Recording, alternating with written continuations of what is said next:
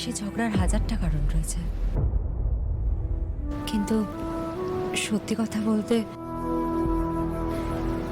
সবকিছুর মূলে ওই একটাই জিনিস। আমার হয়তো ওইভাবে বলা ঠিক না, কিন্তু মানা খুব হিংসুটে পারুল। এটা ওনার স্বভাব। উনি কারোর ভালো সহ্য করতে পারেন না। উনি তোমাকেও হিংসা করতে পারেন, আমাকেও হিংসা করতে পারেন, ইভেন ওনার ছেলে মৈনাককেও হিংসা করতে পারেন। কেন হিংসে করছেন, কি কারণে করছেন, খুঁজেই পাবে না মাঝে মাঝে।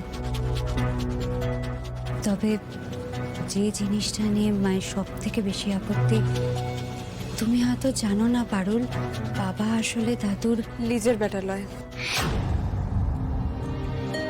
আমি জানি। তুমি কি করে জানলে? দাদু লিজেই সে কথা আমাকে হালখাতা দিন বলেছিলেন। ও, তাহলে তুমি নিশ্চয়ই মা আর জেঠির ব্যাপারটাও জানো। কোন ব্যাপারটা? তুমি এটা জানো না, মা আর জেঠি দুই বোন। হ্যাঁ, কি বলছো?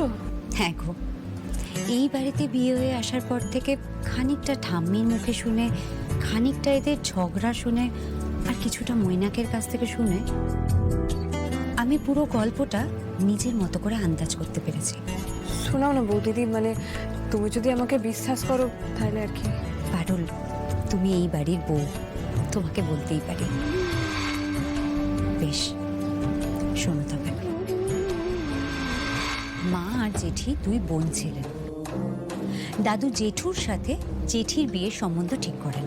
তাহলে ওই কথাই রইল, সামনের অঘ্রাণে আপনার বড় মেয়ের সাথে আমার বড় খোকার 4 হাত এক।